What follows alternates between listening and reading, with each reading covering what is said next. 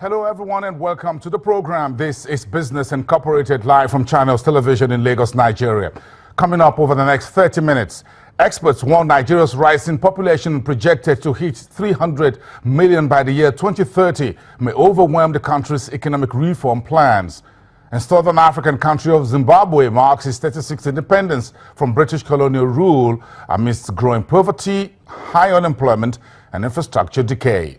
Plus, crude oil is not the only product being overproduced. A group of international steel-producing countries have called for urgent action to tame overproduction.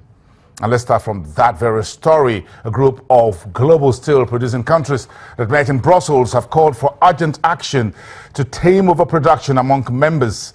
The call comes days after international talks to find measures to tackle the industry crisis failed. The joint statement comes from the US, Canada, the European Union, Japan, Mexico, South Korea, Switzerland, and Turkey.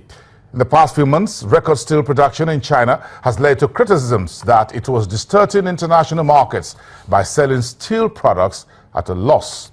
The statement calls for ongoing international dialogue to remove market distorting policies and promote greater transparency in the global industry. And this is how the markets have shaped up today in Asia. China's main stock market index, the Shanghai Composite, reversed early gains on Wednesday to close 2.3%. The sell-off gathered pace throughout the session, with analysts blaming concerns over the state of the world's second largest economy. In Japan, the Nikkei 225 edged higher despite a huge drop in Mitsubishi Motors after the car maker warned of emissions misconduct in fuel. The Nikkei 225 index was up 0.2%.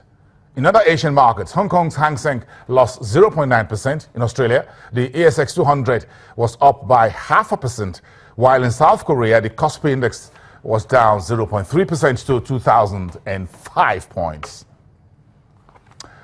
Let's see how the European markets are now. From Volkswagen diesel deception is now Mitsubishi, the Japanese car maker, reporting stories around those same issues. So let's get a bit of a sense of this.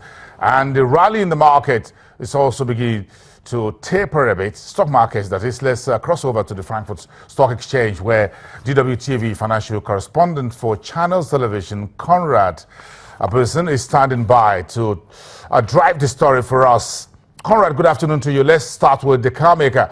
Mitsubishi's shares down around 15% today, after the automaker admitted emissions tests in Japan were deceptive.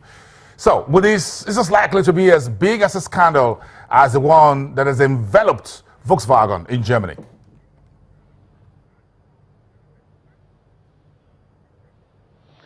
Well, certainly, Bosun, the strong slump of the share price indicates that investors are very nervous. The Volkswagen scandal has sort of shaken up the whole sector and made investors nervous whenever news about potential manipulations and stuff like this comes out.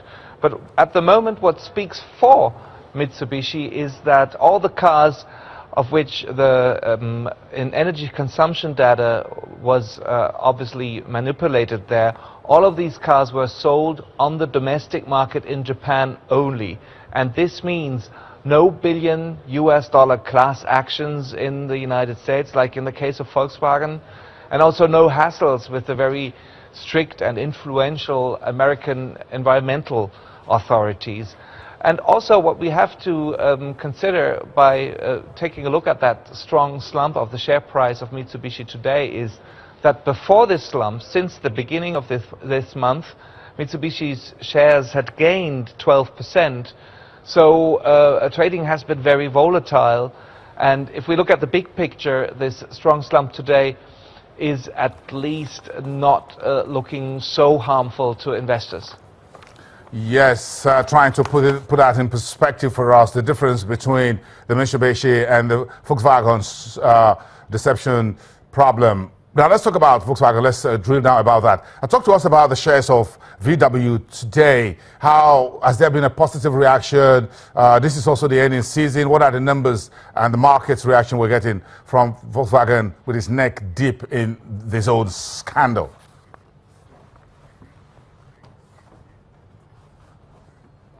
Well, shares in Volkswagen are big gainers today here on the Frankfurt market. They are up 7%.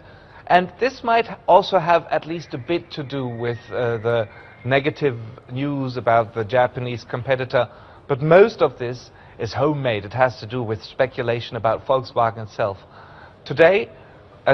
Tomorrow and the day after, Friday, are two very important days for Volkswagen.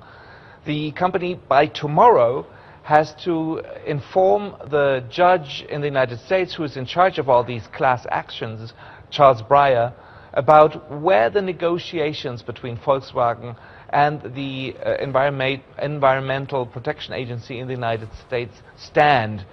This means we're going to learn more about how far whatever solution Volkswagen is operating on in the United States, how far this solution has gone. And what's more, the day after, on Friday, the annual press conference of Volkswagen is scheduled. We already know that this time we will not get first quarter results. This publication has been delayed, but of course most people here believe that Volkswagen will try to spread as many positive news as possible, and this is why the share is so much in demand today. So the end game therefore for investors is to take some profits. So do you think stocks are ripe for harvest? Is it time to harvest some stocks, looking at what we've done for over the last days and weeks?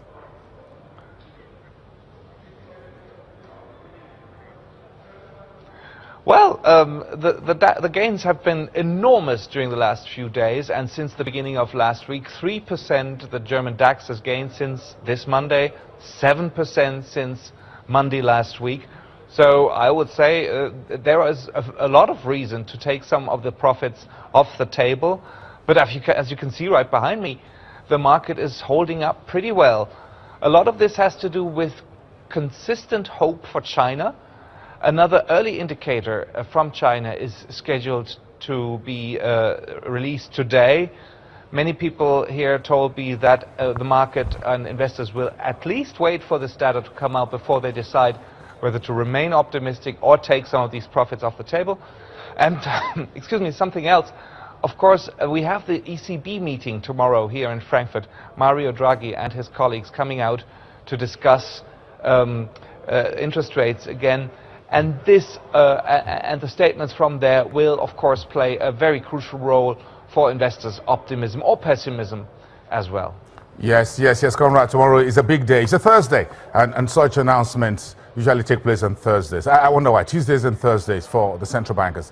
So let's get together tomorrow, lunchtime, same time, to talk about what Mario Draghi will be talking about. Give us a sense of that for the European markets, perhaps throwing in a bit of Brexit into it.